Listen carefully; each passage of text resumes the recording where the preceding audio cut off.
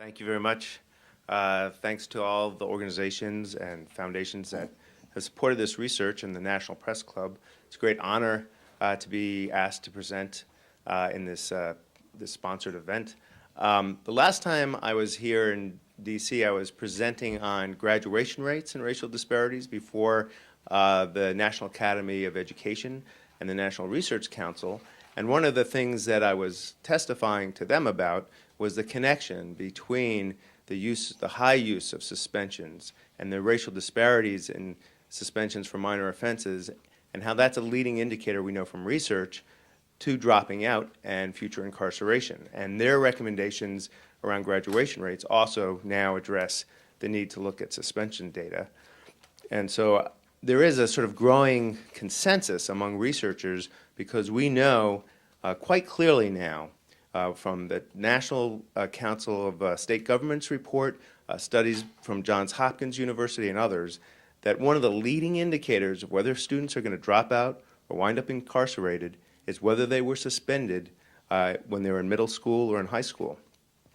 And just as it was once very difficult to get accurate information on graduation rates, currently it is really hard to get accurate information broken down by race and disability status, broken down by types of offenses, on school suspensions. This is information that is not nationally reported on an annual basis for all the different subgroups in a way that's really useful to policymakers and parents.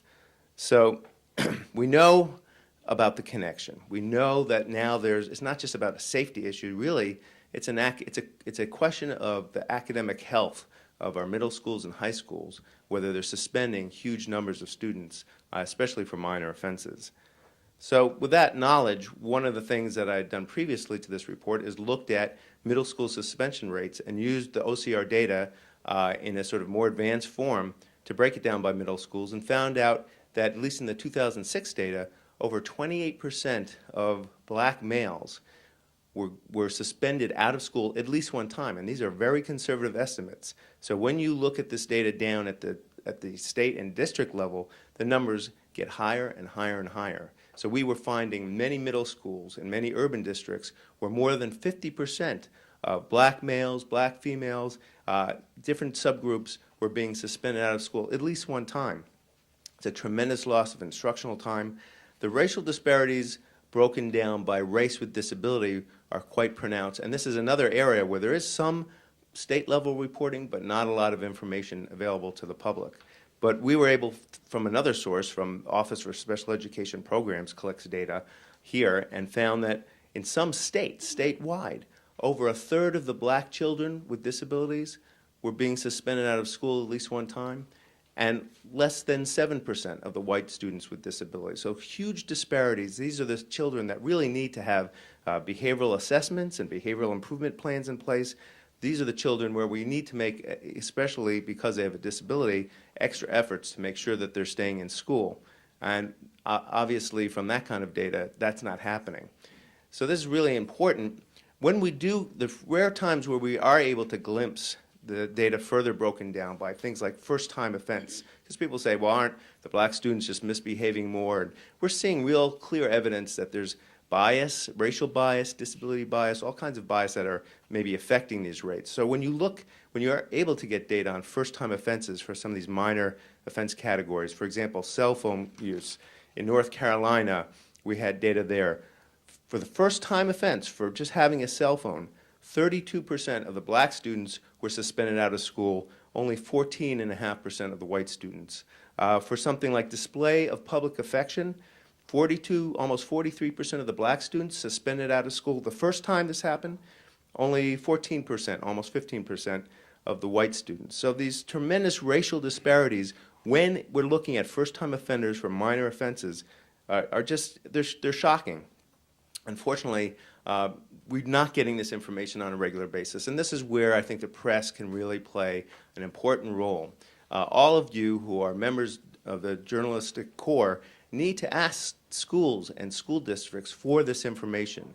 It's sort of the parents' right to know. We need to know this as policymakers, as members of the community, really what's going on, especially because when we're suspending kids for these minor offenses, truancy is one of the leading reasons for suspending kids. Where is the deterrent value in suspending truant kids. It makes no sense. Another one is dress code violations. Well, the reason given, well, we're concerned about gang affiliation. So the answer is to send the student unsupervised out onto the street because you're worried about gang affiliation, rather than either confiscating the garment that's a violation, or providing a uniform or whatever it is that you need to do, and keeping the kid in school. So we're really increasing the risk for delinquency and incarceration and gang affiliation by kicking these kids out. And there are groups like Fight Crime, Invest in Kids, who represent police officers who will say the same thing. They are not liking what they're seeing with this really rapid increase. And the increase has been dramatic. In the early 70s, about 6% of black students, about 3% of white students K through 12 were being suspended out of school. Now it's 15% of black students, and that's K through 12.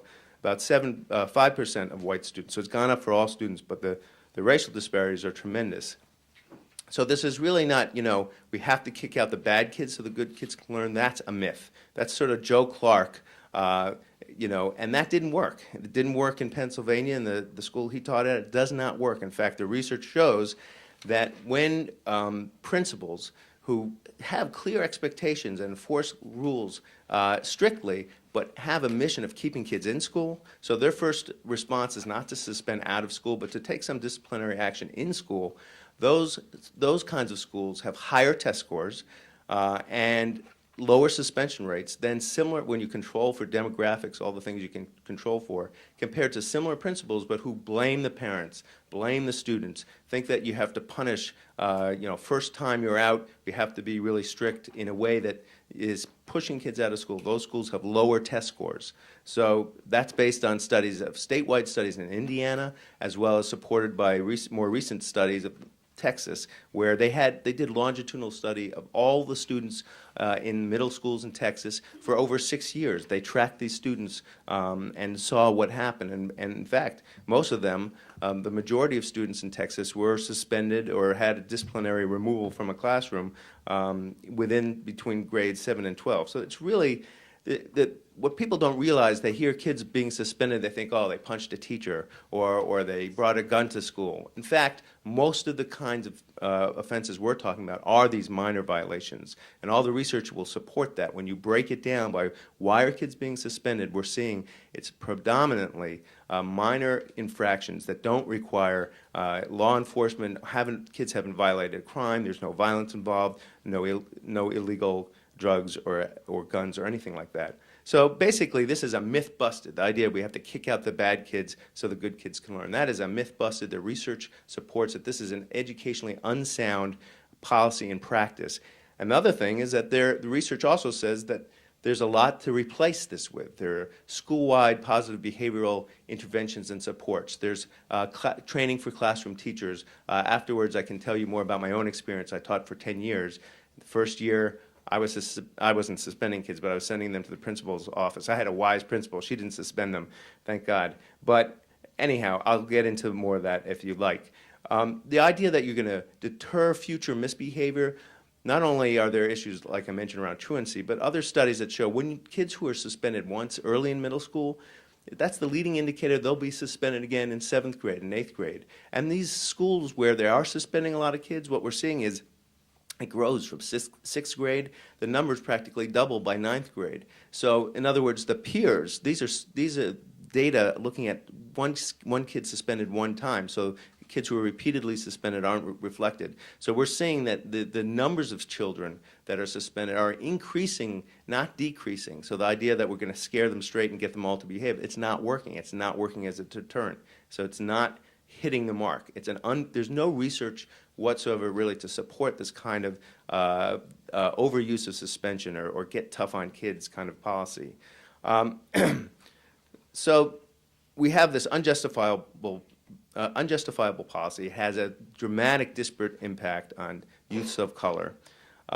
We have less discriminatory alternatives. We have training in classroom management. We have positive behavioral interventions and support. So this is also a civil rights issue. When you have those things, it really behooves the educators to change their policy and practice. And it is an issue for civil rights enforcement. Unfortunately, one new development is the Department of Justice and Office for Civil Rights are saying they're going to give guidance to schools on this topic. and they're going to start to enforce civil rights, Title VI in particular, with regard to school discipline. So we hope to see more of that. So to sum up in terms of policy recommendations, one of the things that we need to do is routinely collect, analyze, and publicly report school disciplinary removal at the state, district, and school levels. And this should be part of how we evaluate school and district performance. It shouldn't be relegated to some back issue around safety. This is a core educational issue because it's one of the leading indicators of whether kids drop out. We need greater federal support for school-wide systems of positive behavioral interventions and support. And there are a number of bills pending in Congress that would do just that, provide more support for these kinds of programs. We also have to provide incentives to ensure that teachers and leaders develop more effective skills in classroom and behavioral management. Namely, I just want to reiterate one point. We have to end what I call the Pledge of Illusions, and I take that from when my son came back from his first day of kindergarten. He said, "Daddy, today I learned the Pledge of Illusions." So I said, I have to work that into. And this Pledge of Illusions is when we're not getting this information. And so you, as members of the press corps, can really help all of us in the public really exercise this right to know what's going on in school. So ask schools and districts, what are their suspension rates? Not just for the worst offenses, not just for the gun-toting youths and the kids who brought drugs, but we want to know how many kids are you suspending for truancy? How many for dress code violations? We need this data broken down by race, by disability status. Parents need to know this because we also know from the research there's lots of schools that are doing it right. With the same demographics, there's schools that are suspending far fewer kids and getting better graduation rates, getting better test scores. And we need that information so that we can identify both where things are going well as the places where they need more support. So I'll leave with that. I have a number of other things that I can tell you, but I want to give, there are a number of really important panelists to come. So thank you very much. Questions? Yes. Hi, I'm Jean Gossman with Education Daily. Earlier this year, the U.S. Commission on Civil Rights held a public meeting on this issue, and they received testimony from several panels of school leaders and teachers who consistently stated, and it's in the public record of the meeting, that the reason that minority students, African American students, were being disparately treated was because they were indeed behaving badly more often. So I wondered if you could speak to that, if you have any empirical research yourselves. Is this addressed to Dan Losen? To Dan, largely, yeah. Well, the truth is there's really no empirical evidence to support that. So one of the issues, though, is that we know from the data we do have, there's a strong indication that there's bias, racial bias, bias against students with disabilities that come into play. When you see for the same first-time offenses, what kinds of punishments are meted out, and the fact that wherever we get the data, we see the same kind of breakout, where black students, often Latino students, are, for the first time they commit an offense, are getting out-of-school suspensions, and white students are getting in-school suspensions or a slap on the hand or something minor. So that's part of the problem. It's very difficult to set up somehow an independent observer in a classroom to say, here are the behaviors, here are the students that misbehaved, here's the frequency of misbehavior, and here are the consequences that were meted out. So you always have this non-objective, very subjective person in the classroom who is, to one person they see roughhousing, another person it's an assault. So that's part of the problem with it in terms of the research. But where we do have research, we see these tremendous disparities. But the other part of this is that, as we've heard from the other panelists in the research, most of these suspensions are things for truancy, dress code violations, tardiness, all kinds of minor misbehaviors for which kicking kids out onto the street is an educationally unsound practice. So let's just assume, for argument's sake, that black students were misbehaving more. If you took the medical model, if black students were more prone to certain illness, but you knew a certain medicine was not working, in fact, was detrimental, you wouldn't keep giving that same medicine to black students just because they were more likely to be ill. It doesn't make sense if it's an unsound educational policy. It doesn't work for deterrence reasons, We've heard it doesn't work for safety. In fact, and there are less discriminatory alternatives. There are ways that teachers can get support. There are systemic, positive behavioral interventions and support systems that really do work, reduce suspension rates, keep kids in school, improve graduation rates, improve grades. So in that context, it really makes no sense to be continue to kick kids out of school. So there is a fundamental civil rights problem here. So I think that's the context we have to think about this whole problem. I'm Frank Lockwood. I'm with the Arkansas Democrat Gazette. It was my belief that at least theoretically, if somebody had a disability and if their behavior was a manifestation of their disability, that you could not punish them for their disability. And what I'm wondering is, how is it that we're seeing such high punishment rates for students with disabilities? So I'm glad you asked that question, because there's a sort of misunderstanding that kids with disabilities, that there's some sort of double standard and they have it easier. In fact, the rule is if you are going to suspend a student for more than 10 days, that you have to provide a manifestation determination hearing. And at that hearing, there are two questions that are often asked. Usually they only ask the first one, which is whether or not the misconduct was a manifestation of the student's disability. Oftentimes they'll say no, the student knows right from wrong. Okay, so we're going to suspend them long term. The other question that often is not asked is whether the IEP was being properly implemented, whether the student's behavioral improvement plan was being properly supported and provided for. And if that answer is no, and there's a linkage to the misbehavior, then that student shouldn't be suspended out of school for more than 10 days. But what the data I cited was for suspensions of less than 10 days. And for those suspensions, there is no requirement of any kind of due process or manifestation determination, none of that. They're treated exactly like students without disabilities. And the vast number of suspensions for all kids are for less than 10 days. So that's why you see states like Nebraska, where 37% of the black students with disabilities were suspended at least one time in a given year, K through 12. I mean, these are incredibly high rates of short-term suspensions where kids are being, and the other thing they're supposed to do is see if it cumulatively adds up to more than 10 days, and oftentimes that's not happening. Part of the problem is that there's no reporting of this data at the district or school level, so we don't often have access to this information. I do, again, urge journalists to ask for this information because it is collected, it has to be reported to the state, so through state sunshine laws and through Freedom of Information Act requests, reporters can get this information if they ask the right questions. If I could follow up, is it problematic that there's only this civil rights protection for people with disabilities beyond 10 days? Is that 10-day window, is there any common sense rationale to that?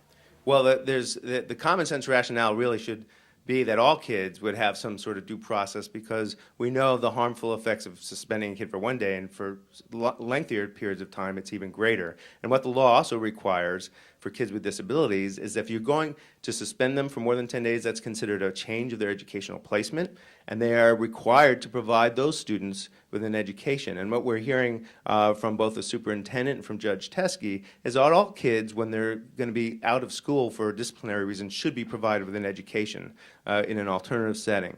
And that's not, most state laws don't require alternative ed. Texas does, a number of states do, but most do not. So really, to the extent that there's greater protection for kids with disabilities, partly it's because there's a long history of kicking kids with disabilities out of school. And so the IDA instituted this requirement that they have additional due process because there's this bias against kids with disabilities and wanting to get them out of the classroom. Another thing I'm concerned about is as we mainstream more kids, which is really important to do, that teachers don't get the kinds of supports they need in the classroom. So that's something I sometimes see in the data, we're mainstreaming our kids with disabilities, and then you find out, their suspension rates are now through the roof. So this is a really important issue. Yes, please. Deborah Berry with the next Washington here again. Question for you.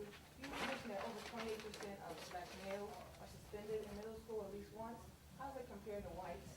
And is the problem particularly worse in a region like the South? Right. There's a report, a full report online that breaks it down by large school districts and the national data. I didn't break it down, I don't believe, state by state. But what we are seeing across the board is 28%, I think, 28.3% for black males, and I believe white males was around 10%. I have to double check that. It's in the report actually.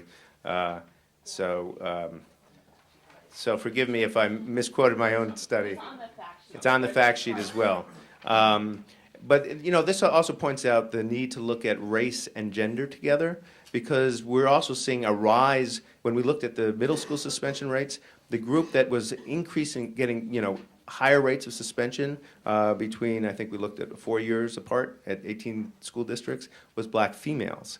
So their rates are going, they were much lower, and they're rising more than any other subgroup. So it's really important to look at some of the specific issues broken down by race and gender, race and disability status, and this kind of information is collected. It's not as if schools don't collect the data. They just don't report it to the public on an annual basis.